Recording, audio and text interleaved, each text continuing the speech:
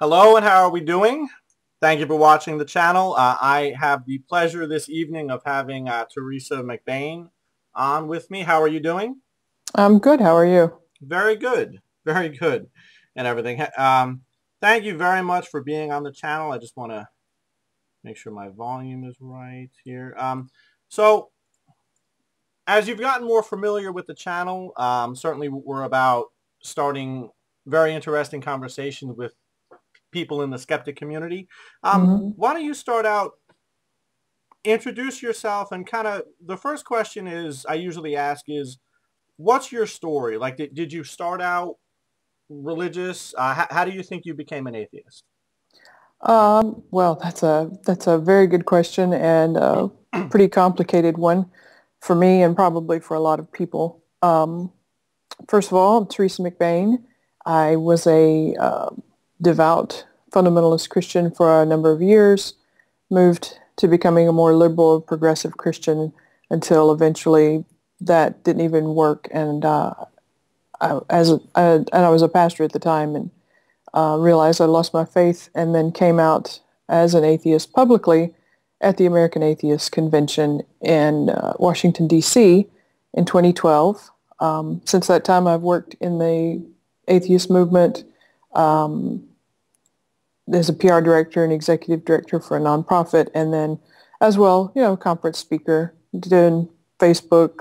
I write for a blog now, which I'll talk about that in just a minute, because you asked about my story. So there's the little 1 minute of that's my life. So let me break it down and give it to you maybe in just a few more minutes. I grew up in the South. My dad was a pastor, and our family was very, very conservative.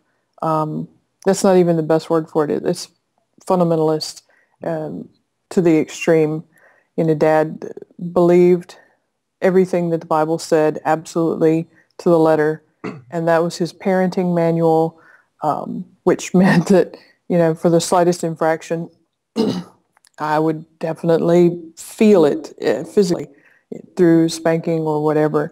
But even more so than his strict discipline was just the strict teaching and indoctrination into a religious belief system. And the thing is that as a kid, as a preacher's kid, there's two ways they normally go, and one is to become the wild child, and the other one is to become the extremely devout uber Christian, if you will. And that's the path that I chose. And then it didn't even, I could say I never knew any difference, but I was a kid, so it's hard to look back and say those types of things. Excuse me. But, the reality is that for as long as I can remember, that was how I lived my life, and that's how I believed, and never questioned it, enjoyed it, loved it, knew 1,000%. Even now I know 1,000% that I had a conversion experience, that it was real, unlike all the people who like to say, you never knew God, you just worshipped an image of God, or I don't know, the crazy things they say in the no true Scotsman fallacy. But I know for a fact that that was me. I was so into it that fifth grade, I'm reading my dad's theology textbooks, reading Erdman's systematic theology in the fifth grade instead of reading the Bobbsey twins or whatever, playing out with friends. No, I was stuck in the house with my big Bible, taking notes and reading theology. And I guess that's probably where the beginnings of all this started, is because as I would go through these books and as I would study and read the Bible, and I have this literal interpretation theology that not only is every letter, word, every intention, the ink on the page, God put the pen in the guy's hand and it was a special God ink. So all of those things are supposed to be true. And my literal analytical mind says, this is right. But what happens when I notice things that aren't right, things that don't? And I had a vision when that occurred. And I took the information and said, hey, these two things don't work together. One is saying one thing and the other is saying something totally different. You know, what's up with that? And he gave me a classic answer, which was, you know, God's ways are higher than our ways. His thoughts are higher than our thoughts. And we can't understand the mind of God as frail human beings. So we have to trust. You know, and he went on to tell me to go and pray and to confess my sins. And so at that moment, I learned a principle that carried me through for a very long time. The principle was doubting or doubt equals a lack of faith, which equals sin. And for somebody who is a devout believer who wants to be everything that God wants them to be, sinning is the last thing in the world that you want on your record. Mm-hmm. So my solution to all that was to stuff everything aside, ignore questions, ignore doubts, and just keep going, you know, working as hard as I can to become the best Christian that I can. I felt early on that I was supposed to be a pastor. I was supposed to be in ministry, that that's what God was calling me to do. Again, I go to my dad and I share these things with him, and his response is not as enthusiastic as I wanted it to be or imagined it to be. It is pretty simple. Girls aren't allowed to do that. Women aren't allowed to do that. In our Baptist heritage, men are the leaders. Women were created to be man's helper. To be submissive, to be subservient. So it left me confused, I mean, to say the least, but it also wounded within me this confidence, because I heard God, or I knew that God had said it to me. I had prayed, God had talked to me, but if I had prayed and God had talked to me, and either two things happened: I didn't hear him right, which means that I don't have a good enough connection with God to hear him in prayer, or God did say it, but that means that God told me to do something that he knows that I can't do.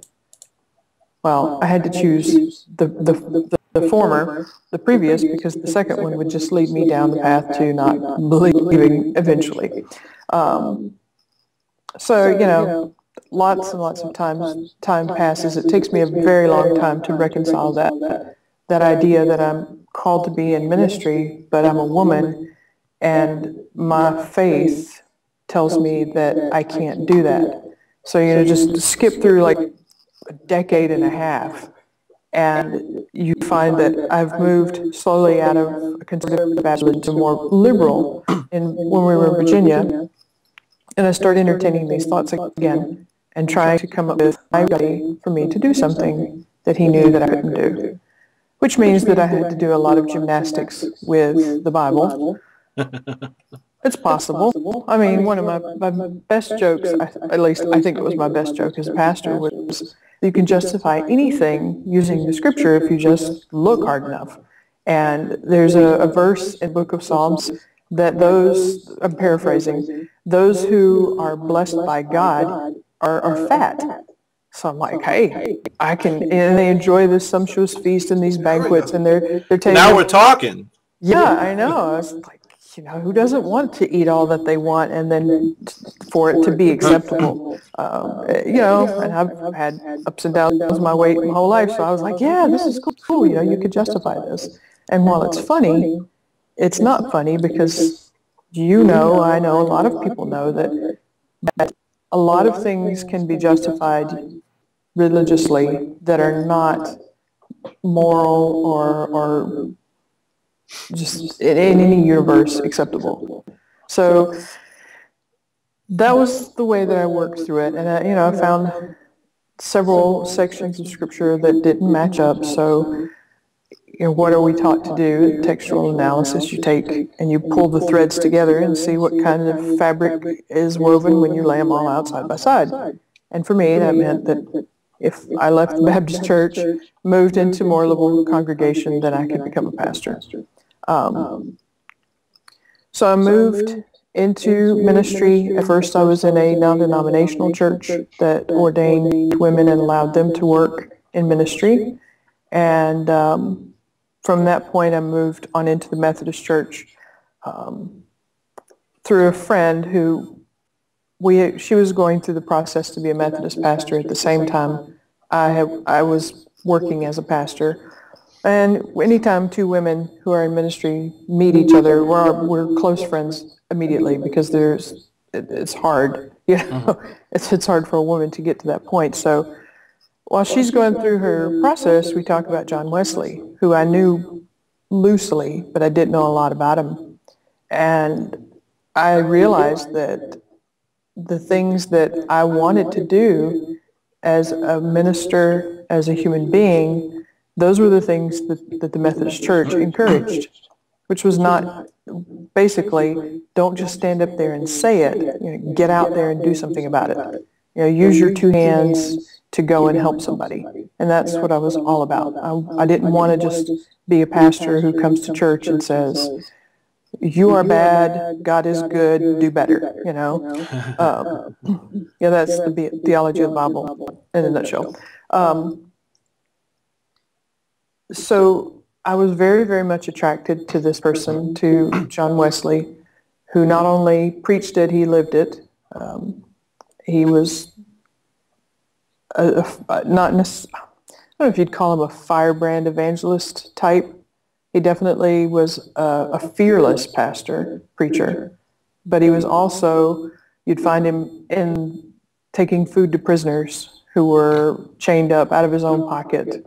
You'd find him feeding the poor during the famines in Europe. And I mean, that's just how he lived his life, and that really appealed to me.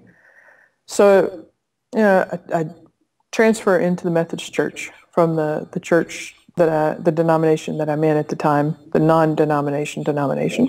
And I just continue to do this study that I've always done my whole life, but it's different now because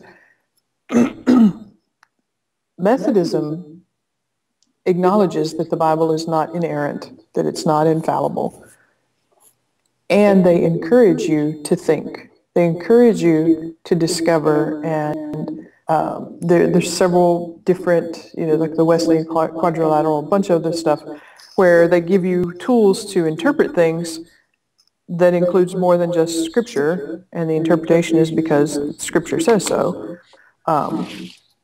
So for me, that was like a floodgate that opened up. I could just, hey, I can actually do this, and it's not sin anymore. So I went full bore digging through, I had this new vigor because here I am in a church where, one, I don't have to stand up there and say, the Bible says this here, but it says this here, but that's okay because God's ways are higher than our ways, and we just take it by faith. I can actually address the questions and say, yeah, these two things don't match up, so let's work through the process. And I can go out and do whatever type of ministry that the community that we're in needs. So, literally, I've died and gone to heaven. The problem is when you open those floodgates for a person who is naturally inquisitive and doesn't necessarily, it's hard to believe. I mean, I know people are going to hear this and go, yeah, but you were 44 when you came out as an atheist. So you can't sit there and say you were naturally inquisitive and you didn't take things, that you don't take things at face value, that you are always researching and looking, and but it's not. You can be. The problem for me was just the level of indoctrination, and it took that long. I mean, think about somebody who comes out of a cult or who is involved in a cult. It's pretty difficult to pull somebody out. Yeah. And I'm not talking about just like garden variety religious person who is kind of, we called them C&Es, Christmas and Easters. I mean, yeah, this is the hardcore, definitely hardcore Christian. So those questions, finally, I was given the freedom to explore them. And so I did. And instead of it bringing kind of a sense of peace to me, to know that I can finally find some answers, it didn't. It created more confusion. Because for me, every time I'd find an answer, I'd find another question or 5 questions or 10 questions. So I eventually got a pen and notepad and just started chronicling all these things and trying to work through it and come up with, how does this fit, and what do I feel about it, and does this change me? How does it affect me? All those kinds of introspective questions. And things just started to fall apart religiously. Obviously the Bible. I've already moved away from the Bible is inerrant, it's infallible, to this is not the sole thing. It is the Methodist Church, the authority for faith. I can't even remember. You'd think I could remember. So I've been almost 3 years and I can't remember. I could quote the Lord's, the communion, the Eucharist to you, but I can't remember that. Anyway, it's a guidebook for faith and practice. So I've moved to that point, and other things start to come in, like other religions. Sitting around, thinking about it, looking around at the world and seeing, okay, God created this world, and every place in the world is different. All the animals and plants, and there's however many thousands of species of insects and all these types of things, and that's okay. Yet there's one God and one way to that God, and if you don't find it and follow it, then oh well, I'm so sorry. You should have been born in the right country, or So I moved in kind of this Oprah-esque religion where all paths lead to God, and we each find our own path and journey based a lot upon our geography and environment and how we were raised, and each one of them are equally valuable. And if you happen to be born in India, then your path to find the deity is going to be different than somebody who's born in Alabama in the deep South, in the late 60s. It's just going to be a lot different. So that one kind of slipped away. Then the theology of hell had been one that had been on my mind for a long time. And I don't know, I guess just the reality of it was bothering me. This idea that I can live on a planet for 70 or 80 years, maybe, attempting to solve this enormous puzzle, because if eternity, torture or pleasure hang in the balance, then this is the biggest question that anybody has to answer. And yet, in 80 years, if I can't figure that out, or the circumstances aren't right, or whatever, then I'm going to be tormented horribly forever and ever and ever, which is a really, really long time, with no hope of it getting any better. And that just, I couldn't buy that one. The more I started to think about it, trying to take the religious part out and just think logically, I couldn't buy it. And a lot of other little things went into it. The Bible part just continued to be an issue for me, trying, as I'm dealing with all these other things, to make sense out of it and to line everything up. And then finally, just combine those with the problem of evil, which is something that the Odyssey issue is something that, some pastors, and I've had them say it, and I've said it before many years ago, they can give you an answer, but the answer is, it's an attempt at an answer. Because you can't have an answer. And you either say, if you're honest, you say, you know what, I don't understand it. I can't figure it out. And I can't understand why this benevolent, loving being would allow these kinds of things to happen. And so, just acknowledge it, or do like my dad, God's ways are higher than our ways, and we can't hope to understand them. We have to take it by faith. So all of those things kind of combined for me, and it just all fell apart. But even while it was falling apart, I didn't realize it. I always felt like I was just moving to becoming a more mature believer and a better pastor so that I would find those answers. And when I found them, people, when they would come to me for counsel, or I would be able to say, you know, I've dealt with this in my life, I've worked through it, and this is what I found. And that would be able to help people and help support them as they try to grapple and deal with those types of things. But I realized something was happening, that the person that was me had become very much different than the person that, you know, they're just two totally different persons, or I've just separated so far from what I was originally, I guess is a better way to say it.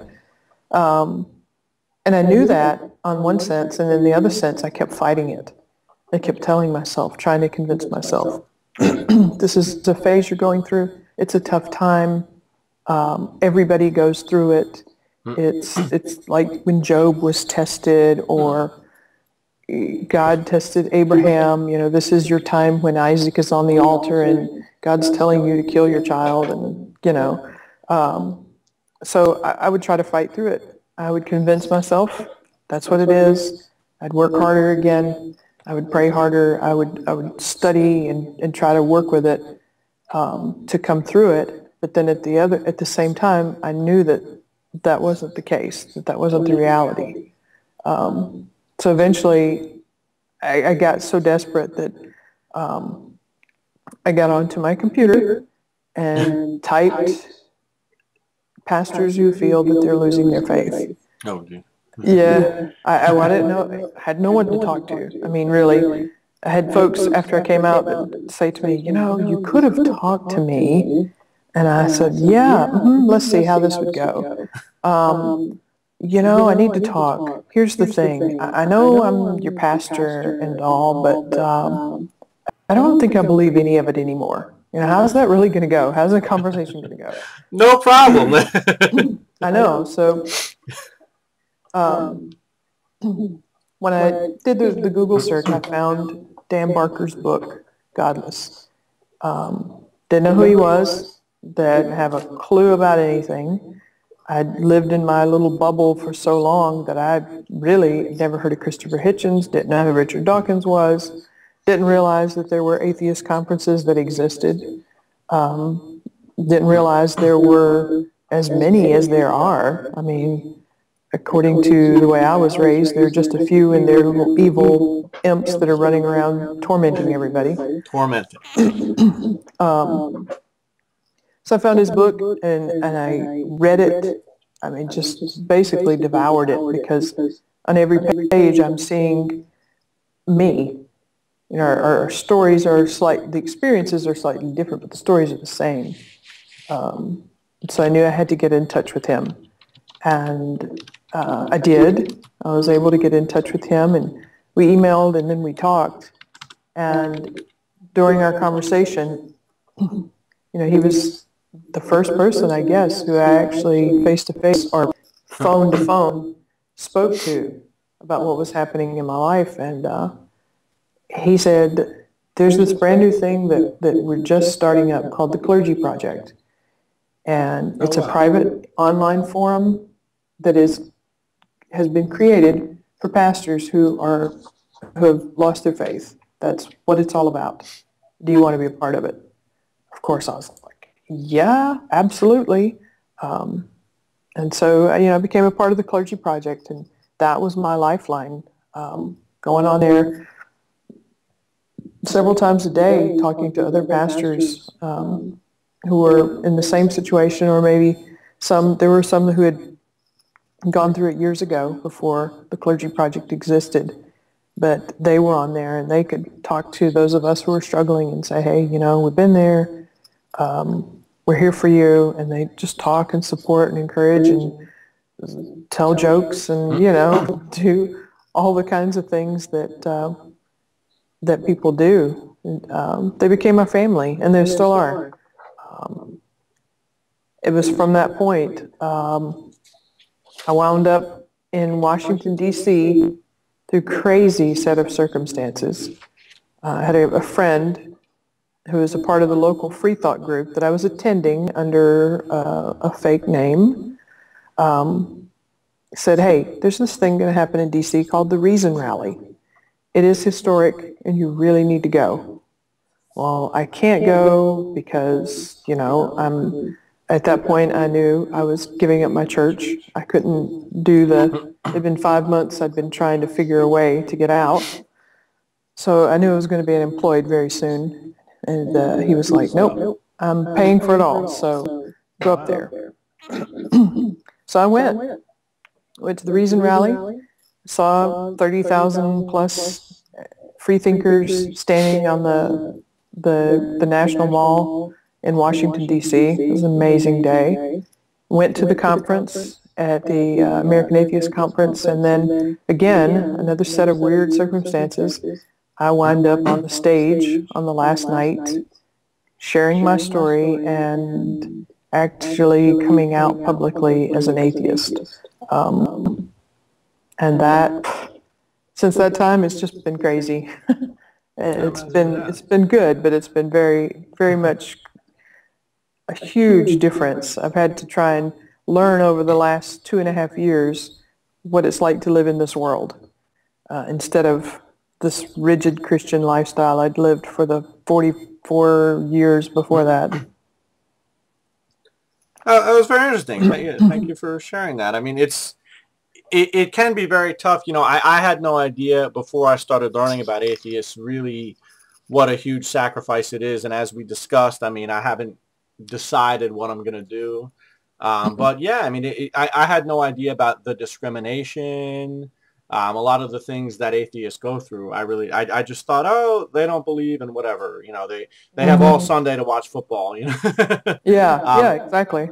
My thing, my parents kind of brought me through the motions of Catholicism, and I pretty much believed in God most of my life and everything, and didn't really think to question. And it wasn't until maybe I was 24 when a coworker was telling me about how, I wasn't praying the right way, and if I don't do this, this, and this, I'm going to go to hell. And I was like, wow, like I should really look into that. You know what I mean? Like, and, I was really thinking like, and then I started to read the Bible, which I hadn't done before. And I was like, wow, there's, and this person, and I started meeting people that took it literally, like there was a flood, and I use the Noah's Ark example all the time, that there was a flood, and it happened, and all, including Alabama, was underwater. And I would think like, is that,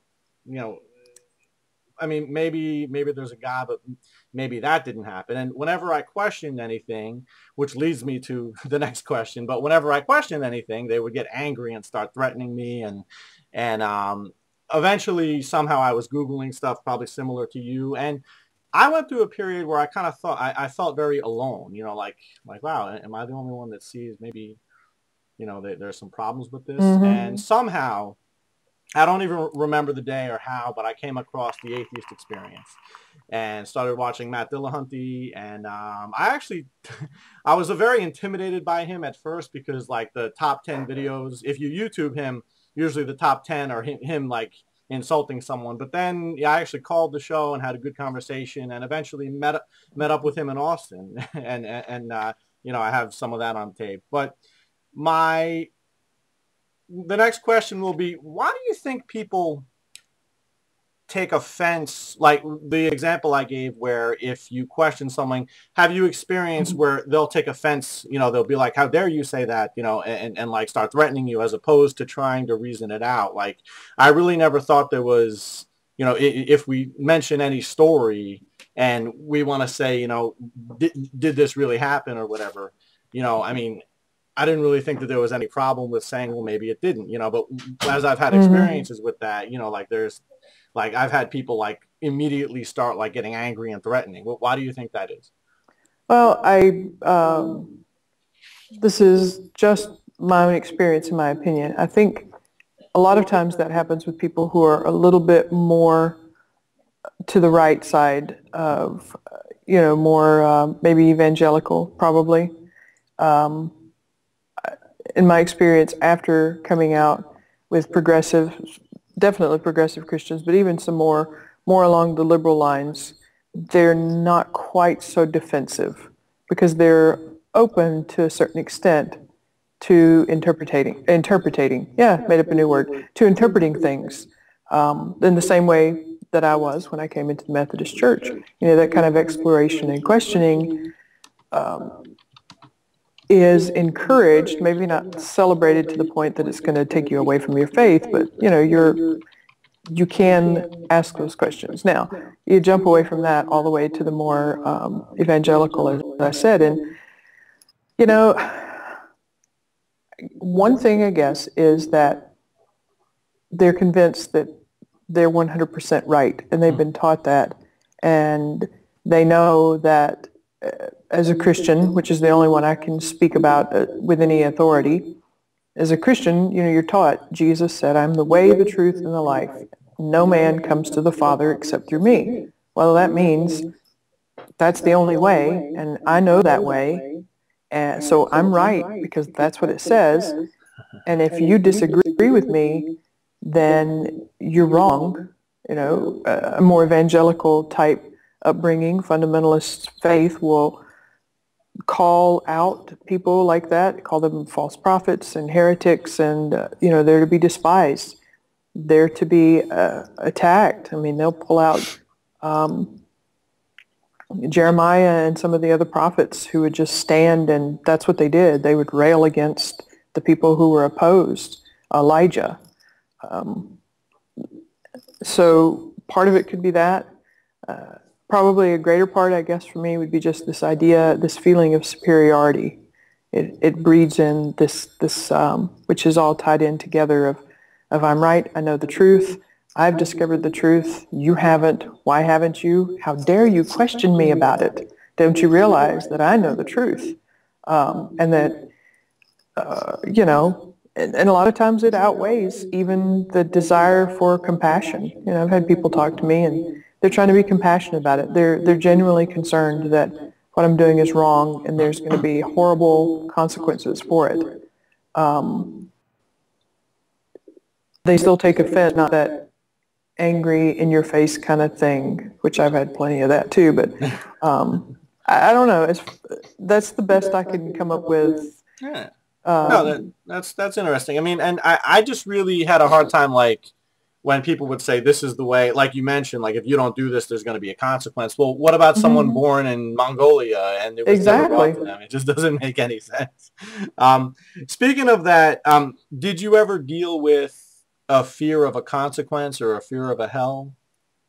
And how did you deal with that? Growing up, or like, I guess but also when you were, I guess, losing your faith, and like, did you ever?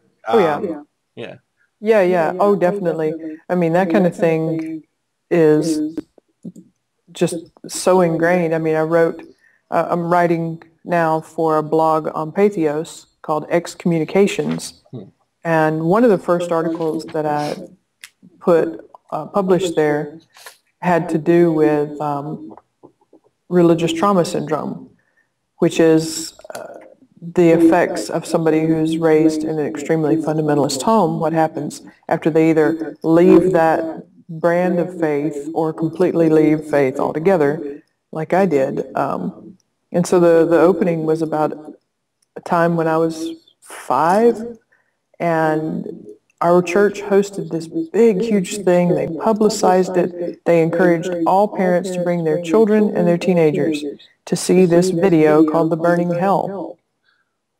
And for the time, now consider this is 72, I think 1972, it was pretty terrible. It was pretty horrible. And the whole purpose was to scare the hell out of the kids so that they would convert. And I was terrified. I was horrified. I dreamed about it for weeks and weeks afterwards. It accomplished what it was supposed to do. It was supposed to bring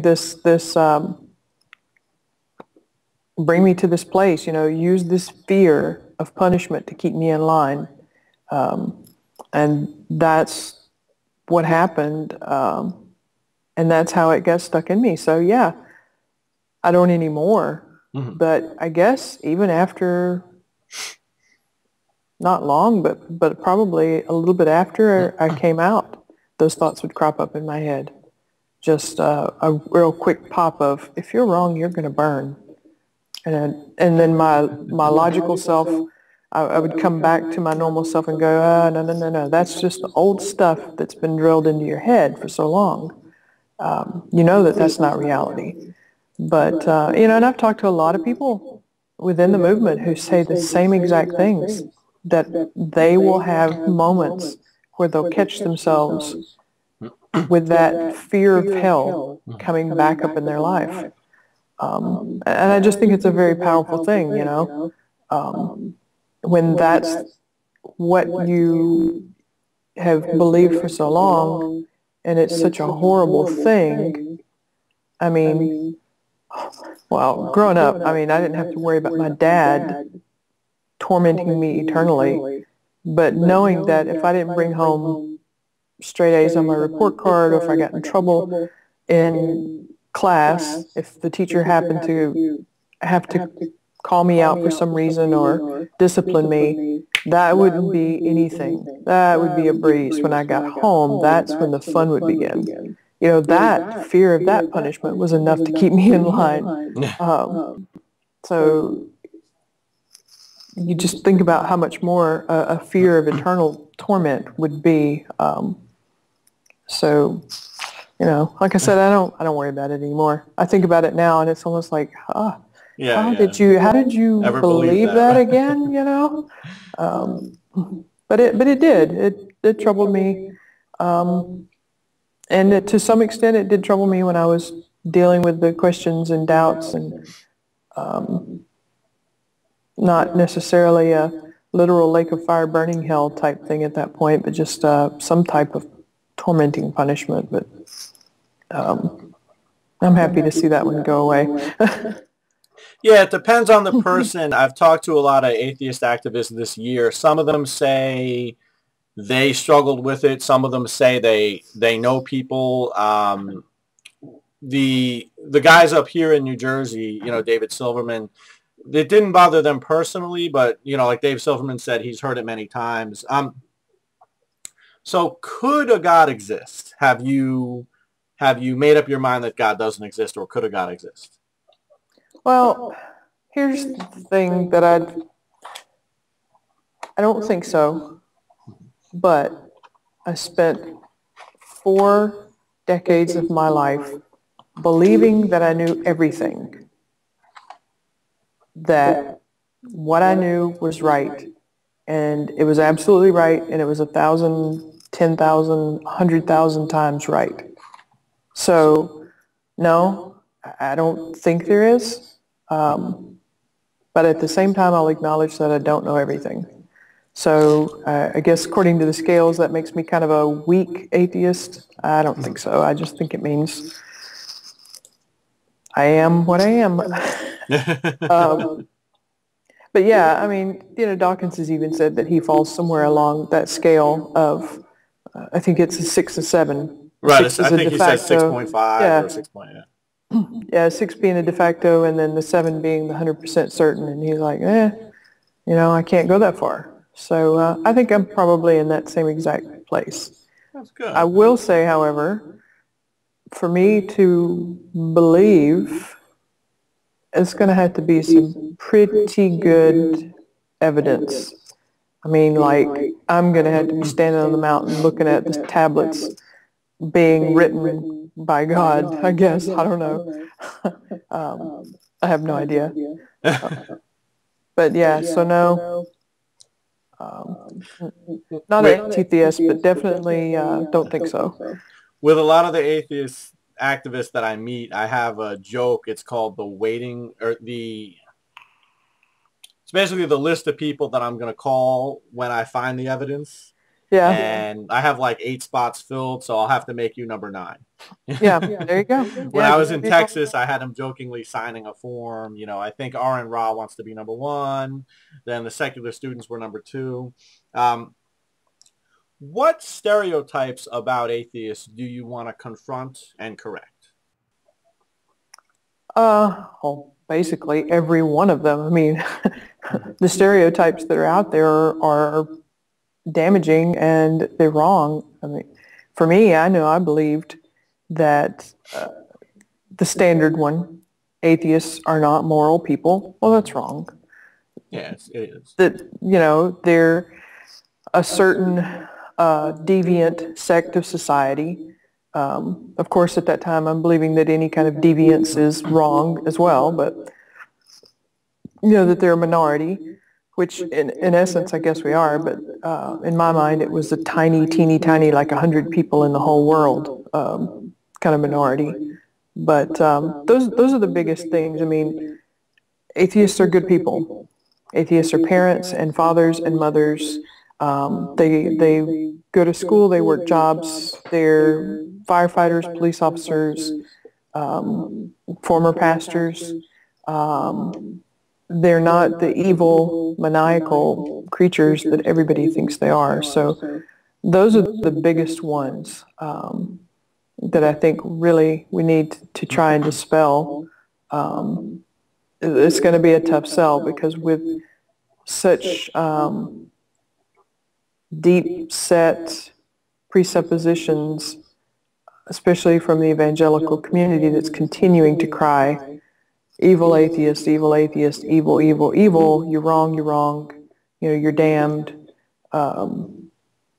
It's a hard battle, but I think it's getting better. I think that as more people come out, as more people go, oh, you're my neighbor, we've been friends for a long time, you're an atheist. Okay, hopefully that's the case. I think eventually it will get that way, but right now it's not there. So I guess those would be the biggest stereotypes I'd like to see taken down, is just the fact that we're normal people. Well, that's great. That kind of leads into another question that I usually ask. I ask about the future, and basically the question is, do you think things are getting better or worse? Sometime, like Richard Dawkins is on TV, and there are these more skeptical activists that are getting time. And it seems like we're progressing socially, but at the same time, there are nations, certainly in the Middle East and the Far East, where there seem to be people that are indoctrinated, and a lot of millions of intolerant people. I mean, so do you think things are getting better or worse? In the U.S., I think they're probably better than they have been in the past, and getting slowly better. Mm-hmm. But and actually, that doesn't hold true for everywhere in the U.S. I mean, I'm in the deep South, and really, the area where I live is no different. It's not gotten a single. It's not better at all. There isn't even a free thought group in the county where I live, and there's a good reason for that. You could be physically harmed. Oh, wow. Yeah, Have you met the Alabama atheists, right? Out there? Yeah, there's a group in Huntsville. Now, Huntsville's a totally different animal, but Huntsville has a huge technology center. It's like the tech center of the South. You've got NASA, you've got Research Park up there, has every kind of high-tech organization that you could think of, from Boeing to Northrop Grumman to, there's scientists and engineers. The town is filled with people from all different walks of life, highly educated.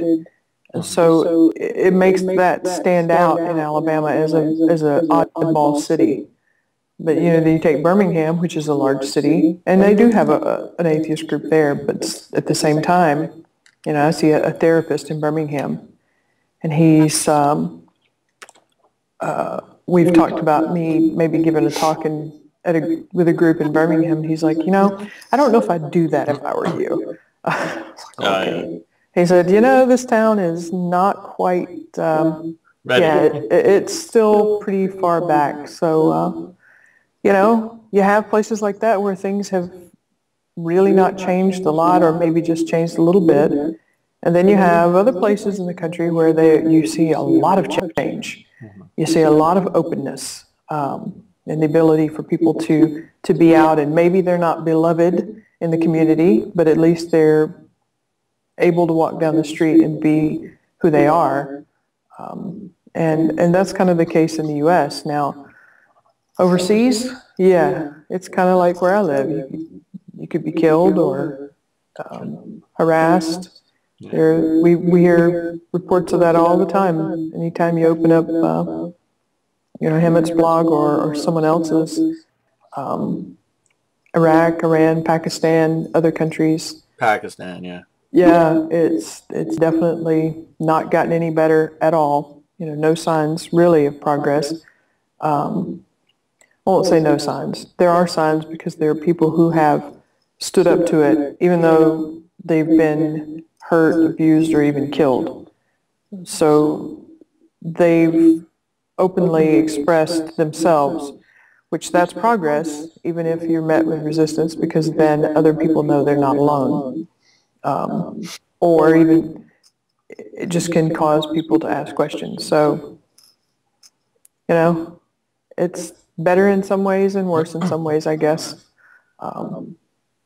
But overall in the United States, I think it's better. That's good. I want to move on to the topic of the possibility of there being an afterlife. Do you think it would be like, okay, when I've talked about someone getting away with a crime, like, for example, when we both have a religious background, right? So we both believed at one time that if someone does something wrong and they get away with it, they're going to pay for it in the afterlife, whether they go to hell or whatever.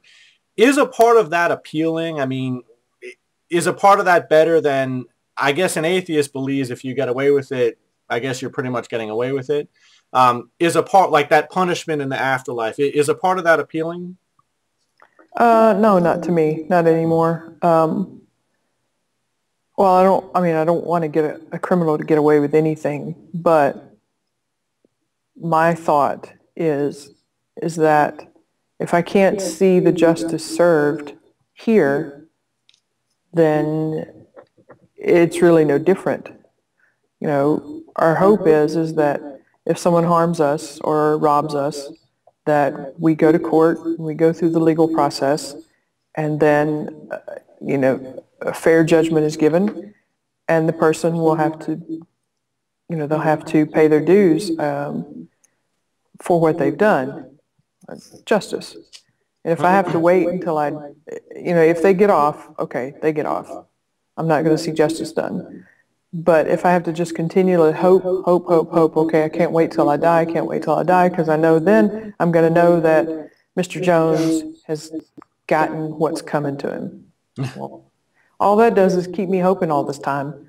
And that may not make any sense to anybody, but my brain is it's kind of a crazy place in there. Yeah. But that I can accept. I can accept much easier the fact that no afterlife, Mr. Jones harms me or steals from me, and he gets away with it. I can accept that easier than I can having to constantly hope and wait and long for and carry that grudge of resentment and hate. Oh, I can't wait. It's any day now I'm going to see you get yours. Yeah. In some afterlife. So, that's my crazy, weird answer to that one. That's all right. That's interesting. I mean, I had a very good friend who really was the first atheist I knew, and I live very close to New York City. And when I always mention this, that when September 11th happened, so for a couple of weeks, the topic of Muslim suicide bombers, became like a topic of discussion. And my friend said, those guys who are expecting virgins in heaven or whatever, they don't even get a chance to be disappointed. And the question I always ask, and I'll ask you, like, does a part of you wish that they could be disappointed? Whether that means that, there's a different afterlife. Like, doesn't a part of you wish, like these guys thinking they're going to kill themselves and get virgins, like, doesn't a part of you wish that they could be disappointed? I don't know. Maybe. I mean, just kind of a humorous part, yeah, just to see their face when they get up there and realize there's nothing there, or like the comedian Jeff Dunham with the little Ahmed puppet. He makes the joke about Ahmed is a dead terrorist. He's a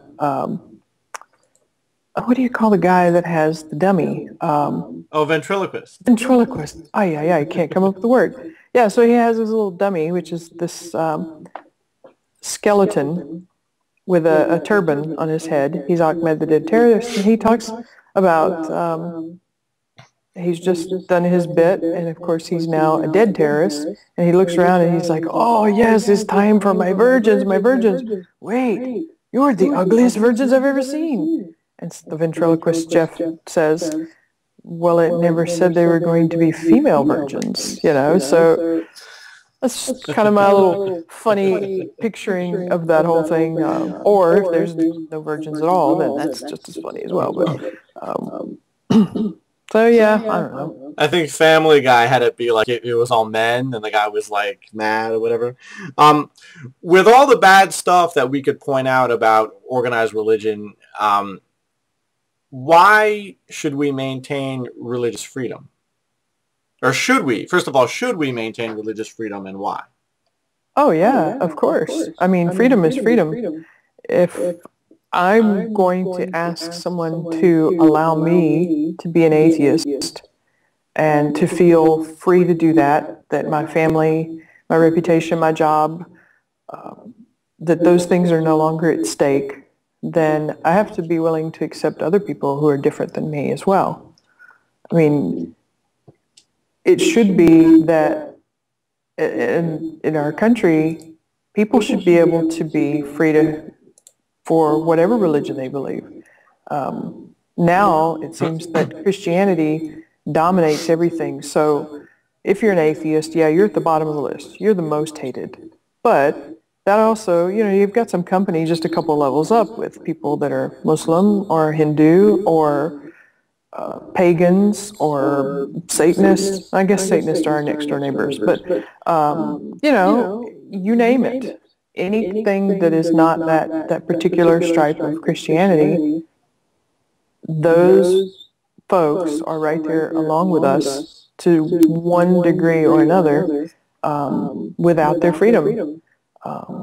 And for me personally, I just think it's wrong. I don't want to make anybody be like me.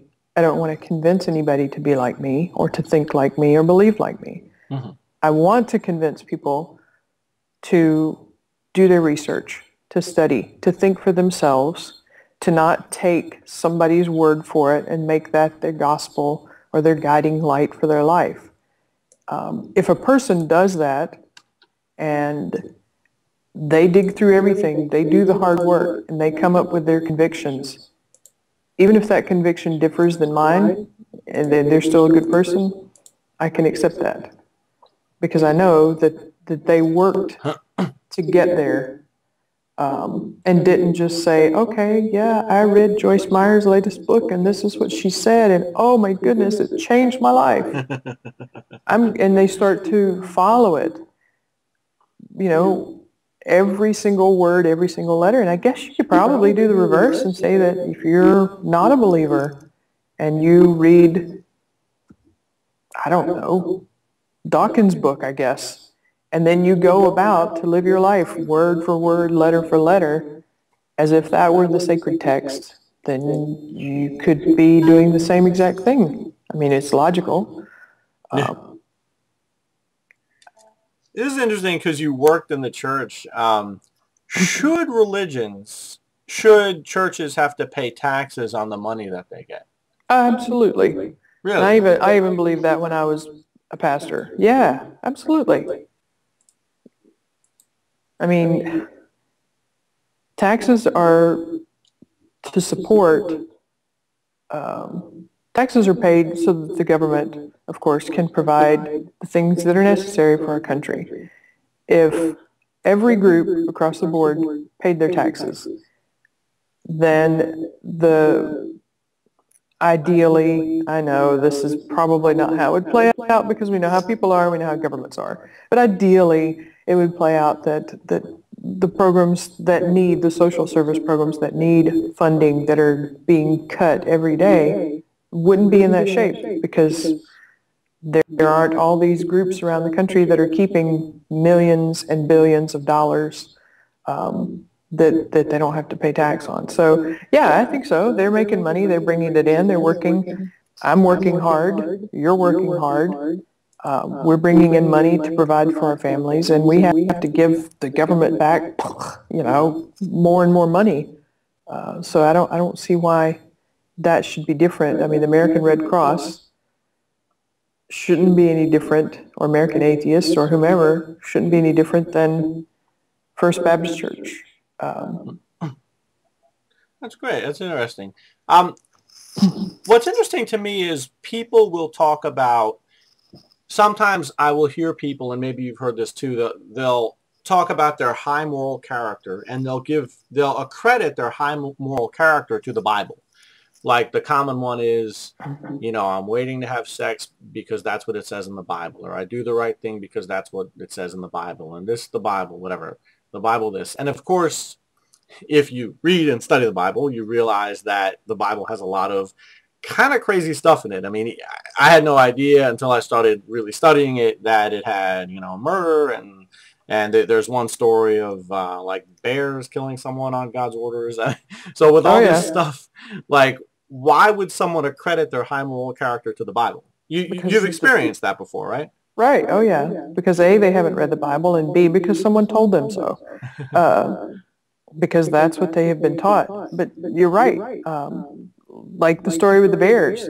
The story with the bears was Elijah the prophet was out in the walking in the woods, and there were a couple boys playing, and they saw him and they started picking on him because he was bald-headed.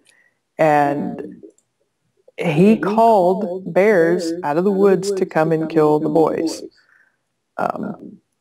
Prophet of God. Okay, so what moral do we learn from that story? Because this is the book that's respect the bald, or you're going to be mauled by a bear. Yeah, those are the kind of things that I will try and point out when somebody says that, because yeah, I will give the Bible, the teachings of Christ, their due. There are some wonderful things in there that all people should really follow. But I could say that about all the other sacred texts that are out there as well. I'm sure we could go through them and pull out the different pieces and say, okay, murdering somebody is wrong.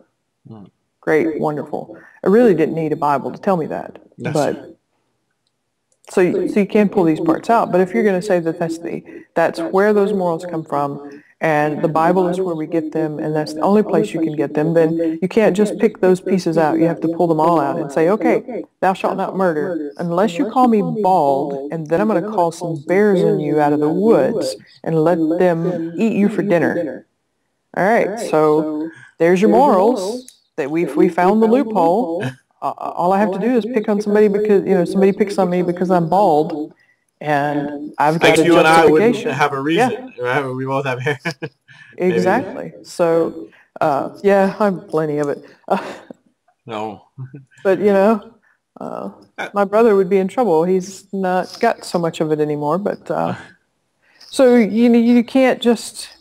It'd be like building a house when every tool that you've got, your ruler, your level, your tapes, your plumb, all those things are off kilter, or completely ignoring them and thinking that you know already how to build the house. You're going to wind up with some screwy walls and floors and roof. If it does stand, chances are it's not going to. Yeah. So yeah, that one just irritates me because it's, here, the morals are this part, and these are the only parts you can acknowledge, and you have to ignore the rest of it because I'm ignoring the rest of it. Now, does atheism lead to liberalism? It doesn't have to. I've met people at conferences who, classic liberal conservative debate is abortion rights. I've met people at conferences who are devout atheists. I guess devout is a word for that. No, maybe not. Strong atheists. Let's use that word. And they're pro-life. Yeah, pro-life. They don't agree with abortion. That's like I said, classic conservative liberal determining factor there. So being an atheist simply makes a statement that you don't believe in God. Or actually, probably the most technical is without God, atheos. So that beyond that, it doesn't say anything about a person really. You could believe that, may not believe in God, but you could believe in Martians and that they're your next door neighbors and you have green soup every night. That's completely up to you as a person. I mean, there's no dogma along with atheism. We had an interesting situation in New Jersey. Prostitution happens, and a lot of times the women involved are assaulted. Sometimes even we've had murders. And I've been asking this question. Some of the politicians had an idea to legalize prostitution and to try to make it safer, and also we could charge taxes, but try to make it that they're getting tested and that they're protected. But the religious right came along and said, it's unholy, it's against Jesus or whatever, and they kind of stopped it right in its tracks. And the question is, what would be your call with that? And when we're faced with a tough moral question, how should we go about approaching it? What's the criteria? Should we wonder about what God wants? Well, no, to that one. That one's easy. Yeah, no. The idea, I didn't even know Jersey was dealing with that, actually. It must have been after I moved away from New Jersey. Yeah, like 2012, 2013, yeah. Must have been 13. I moved in February of 13. Oh, wow. I mean, I think it should be legalized. That would be the best choice or the best case scenario for everybody involved. I mean, obviously, prostitution exists because it's a profitable business. People want to have these encounters with prostitutes. That's fine. That's their business, and it's a human desire and a human need. So how do you accomplish that and at the same time protect the people who are working, the prostitutes? How do you provide a safe place for these men and women to keep them not only from disease and harm that way, but being assaulted and being hurt? And how do you keep the clients from being treated in the same kinds of way? Well, make it legal. You protect them. Germany has legal prostitution. They have, I've never been there, but my husband was stationed there a long time ago before we were married. And he talks about it all the time, how they have the system down pat. Clean, safe environments. They pay taxes, like you said. They're tested. The girls are protected. There was women, of course. We know prostitutes can be male or female. And it's just a better experience all the way around. I mean, why do we have to demonize people, make them feel inferior, and set them up to be beaten or killed or infected or whatever? So, I mean, I would think as a believer, as a Christian, that the person would want to protect people. But instead, they're just so concerned with, oh, this is wrong, this is wrong, this is wrong. We have to stop it. You people are evil. You people are bad. Forgetting that there's actually real live people there. That, some of the girls especially, they don't choose to do that. They wind up in that situation. So anyway, I'll get off my soapbox. No, it's good. I appreciate your insight. I would be curious, both as like an atheist humanist and your opinion as a woman, with that. So when we talk about, obviously, both science and religion are trying to address the question, why are we here? How did we get here and everything? And you would agree that right now the answer is, I don't know. We don't know, right? How do we be comfortable with that answer?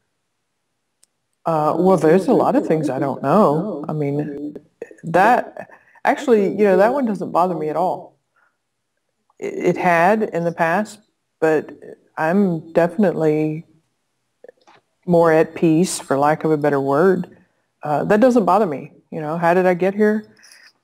There's a lot of ideas, a lot of things that we can support, a lot of things we can't. And that's okay with me. I don't need to know everything in order for me to accept it. And again, I think that's just a part of how I've changed. Like I said, when you ask the God question, I don't have to be able to say 100%, 1,000% no. I'm comfortable saying that I don't have all the answers. And it's the same in this case. Where did I come from? I don't have to know everything. Would I like to? Oh yeah, of course. I'm inquisitive. I'd love to know all the answers. I think that's probably why I read sci-fi novels, because then I can think outside the box. But a Big Bang, okay, wonderful, great. I agree with that. I can see that. I can see the evidence for it. I can see how things occurred. And what happened before that, I don't know. And you don't know, and nobody knows, and that's okay. Maybe we're a chain of universes that has banged all the way along, had big bangs throughout however long time is. Or maybe we're this kind of circular time, and there's the Big Bang, and we live through it, and it circles back around, and it all starts back over. And it's just this constant circle. I don't know. So, but I'm comfortable with that. If you could talk to your old self at any time, maybe when you were a devout believer, when you were questioning, I mean, how do you think that conversation would go? What would you want to tell yourself? See, my conversation would have, start to say, would have less to do with faith and religion, which I still think I'll keep that answer. It would have less to do with that. It would have more to do with not allowing just abuse. Our home was very, very abusive. So couple that with a real fundamentalist upbringing, with a heavy-handed parent. And by the time I don't know, middle school, nobody ever believes me, but I was very shy.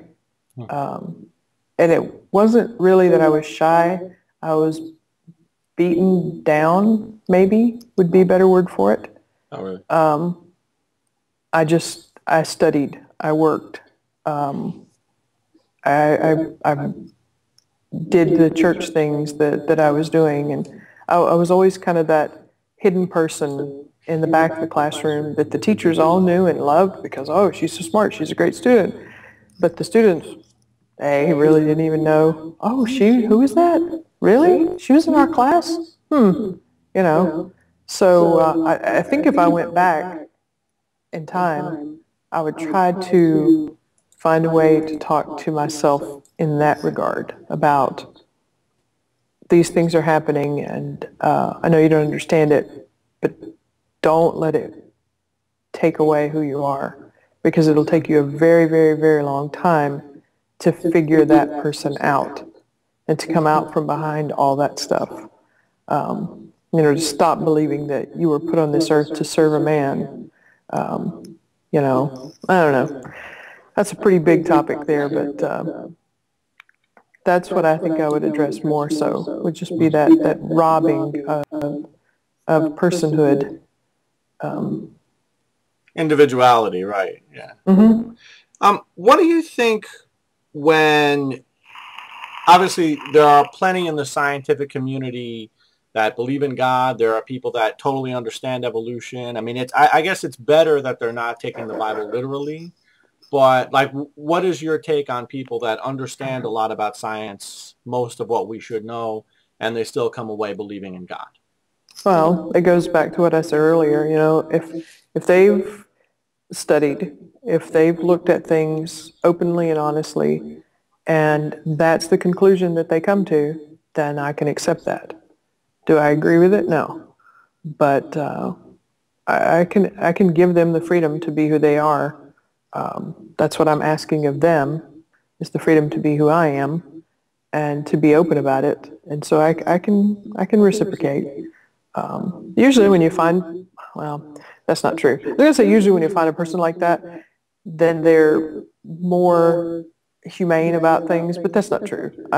There are some that will say that, but yeah, they're pretty prejudiced and discriminatory as well. So now, if today is someone's first day questioning, let's say someone's, similar to, if someone has always gone to church and they always believed whatever religion they grew up in, and today is their first day questioning, their first day wondering, gee, is this really true? What would be your advice? What should they do? Should they read something? No, I wouldn't have them read anything outside. And my reasoning is for me, when I was in that first day, first place kind of area, had someone given me a book that I read later on, it would have probably made me either scared me to death or made me so angry that either one of those two would have driven me so far back in, I would have never even attempted to come back out again. So for somebody that's grown up in a religious home, in a religious environment, and they're beginning to question, I would just tell them what worked for me was to take those things that were bothering me and to start trying to look into each of those, write it down, work it out, and then take however long it takes. Don't rush it. There's no hurry. There's no timeline or watch or anything like that, but just to deal with those things until you have come up with some kind of feeling of where you're at, and then, start looking outside. And that's not trying to be closed-minded about it. It's just my own personal philosophy of, wrestle in here as much as that. At least that's my go-to thing, is I try to wrestle with it in here, logically think through it before I start being more influenced by a lot of different voices. And, whether it works for me, Do you have any comments about Madeline Marie O'Hare? Oh, she was something else, that's for sure. We owe a lot to her. I mean, she was visionary. She was ruthless in the facts that she would not back down. She knew, she was convinced of who she was and what she didn't believe. But she was also convinced of the fact that people should have the right to believe or not believe, and that it shouldn't be forced on other people by the government or any other type of thing. I mean, she was really fighting for, like we said, freedom of religion, in the way that every person has the equal right to believe and practice in the way that and freedom from religion, fits them, right, and goes right along with those who don't believe have the freedom to stay home and cut their grass on Sunday without their neighbor harassing them. Happened to me. Yes, stop cutting grass on Sundays. So for those reasons, she's just, and for many, many more, she's really a rock star. Does she have her quirks? Of course, but we all do. It's not a big deal for me. I know that without her and the things that she did accomplish, we wouldn't, I don't think we would be as far along now as we are. All right, it's very interesting. Well, so this will be my last question, and then I'll allow you to ask me any questions. But I know I kind of touched on this earlier, but I usually ask this, like, does the possibility of a heaven seem appealing? Like, say you and I have a friend, he's a nice guy, and he passes away. And instead of thinking that he's just dead, but thinking that he's in a nice place, like if there was a possibility that he's in a nice place and he's comfortable, is that appealing? Nah. Really? Nope. No, that's weird. Former pastor. It's much more comforting for me to think that the person has died and that their existence has ended. My dad died not long after I came out. Before, my mom died when I was 20. And for years, all I could think about was just this longing. Oh, I'm going to see her again, in the sweet by and by, and the sweet by and by. Going to see my mom, going to see my mom. Going to have this grand happy reunion, which all sounds wonderful. Oh, you're living with this hope that you're going to see your mom again. And so I lived that way for a long time. Then my dad died. And instead of having that longing, oh, I can't wait to see my dad again, can't wait to, we had Dad's funeral, and we buried Dad, and on the day that we buried him, I said goodbye, and that ended it. That's the closure point. I mean, do I miss him? Yes, of course I miss him. He was my dad. Even with all the bad stuff that happened growing up, he's still my dad, and I still love him. So the point is that I'm not spending all these years without any closure, longing and waiting for the day when I can see grandma and mom and whomever in heaven at some point. Elvis. Yeah. So, yeah, exactly. Elvis. I forgot about him. I don't know. So it's like this prolonged agony of sorts because I've not closed the door on it. That's very interesting. Yeah, I haven't heard that. That's very interesting. Yeah, it does. I was very comforted when we had Dad's funerals and at the graveside, when we buried him, they covered him with the dirt. I was at peace because this man who was suffering immensely in pain, who had been dealing with the issues that he had dealt with for a number of years, who could no longer live his life the way he wanted to, outside, working, horses, all those kinds of things. He's not hurting me. He's found relief, and that's perfectly, that's the way I want it to be when I die,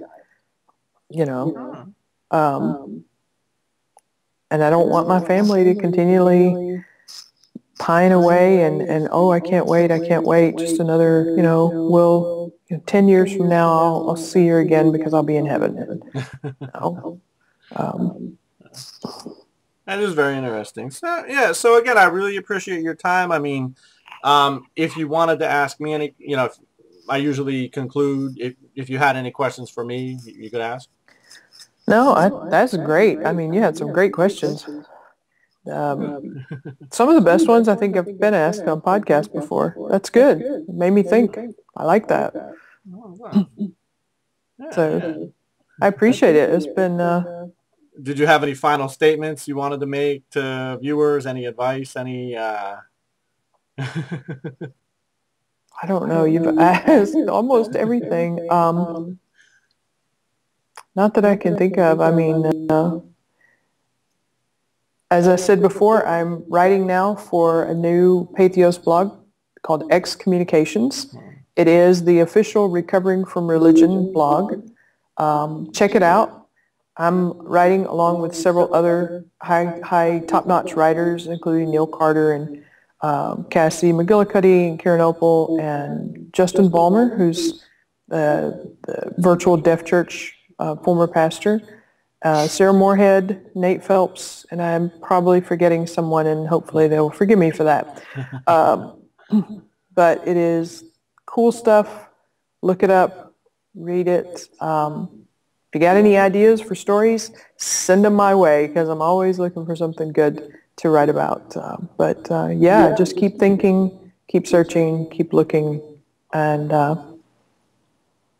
always test out what somebody says. Don't just take it. Absolutely. All right. Yeah. Well, I'm going to turn the camera off, but we very much thank you very much. It's been great. All righty. Thank you.